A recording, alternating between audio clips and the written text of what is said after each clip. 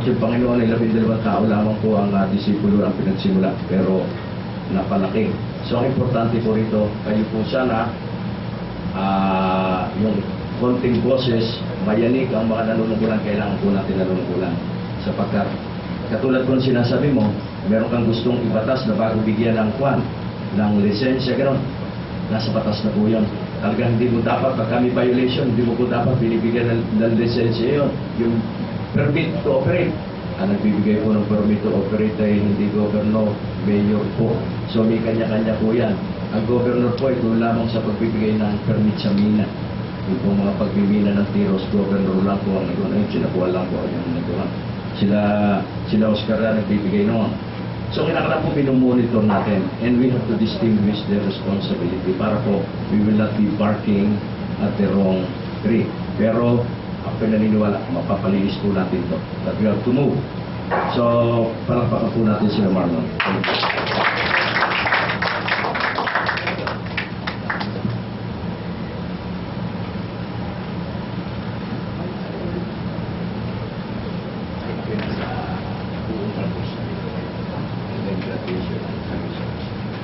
Salamat po.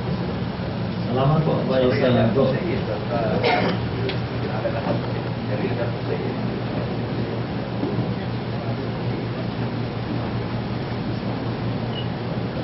Excuse me. Okay.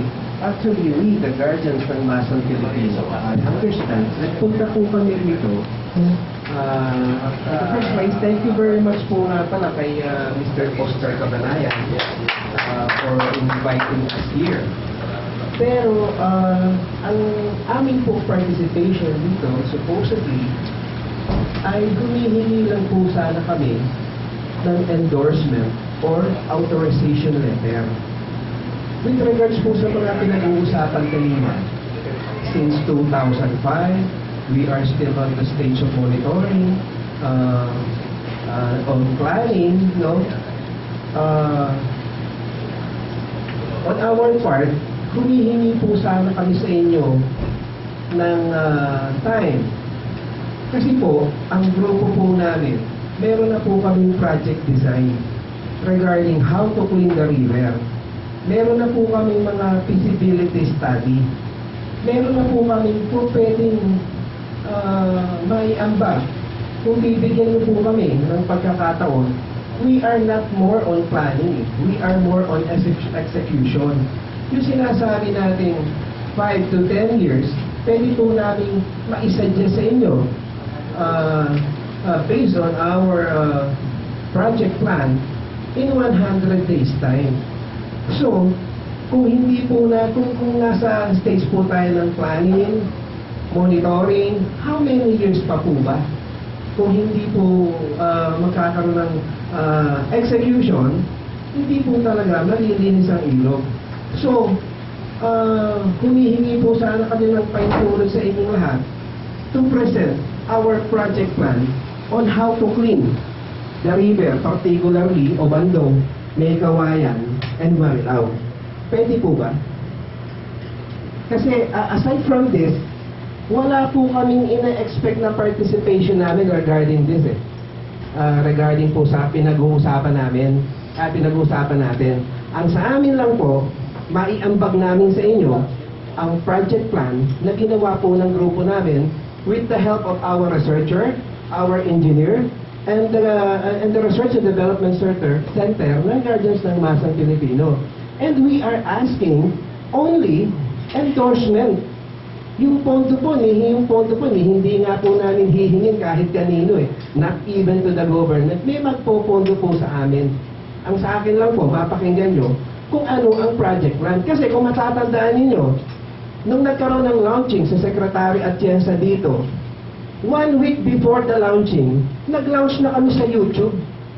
And after ng launching namin sa YouTube, yung Guardians of the Filipino Masses, Obando, Maykawayan, Rivers Recovery Program, advance po kami. Hindi ko po pinagmamalaki. At narinig ko rin po, nasa stage pa lang tayo ng planning. Ang sa amin po, execution na. Excuse me, sir. Kung pwede, i-present ko na yun. Okay, sige po. project plan ninyo para ano ng stakeholders. Sige po. 100 days, ano. Okay, tinatawagan ko po ang aming Supremo, si Danilo Rason Torres. Magandang umaga po sa inyo lahat. Ako po si Danilo Torres, ang National President ng Broadcast ng Masa Pilipino. Kung natatandaan mo, Mr. San Juan, nagkita tayo sa Wanam. Katatapos mo lang manumpa. Ang tanong ko sa inyo, nanumpa kayo, pero ano ang konkretong paraan? Wala kang naibigay, yung public. Pero sa amin, eto na. Andito ang mga taga-Blacksmith. Meron silang inilabas na ang May Kawayan ng Camarilla, one of the 30th river in the world, that is Southeast Asia. Ngayon, namahala kami. Pinauwi ko si Founder Jim Ray namin, nasa Amerika. Ito po ang ilog ng May Kawayan at ng lawang bato ng Valenzuela. Kung makikita niyo yung guhit na itim, yan po ang ilog na nawawala.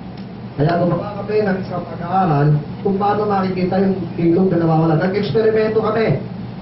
Ito ang ilog ng May Kawayan. Nung marumi pa.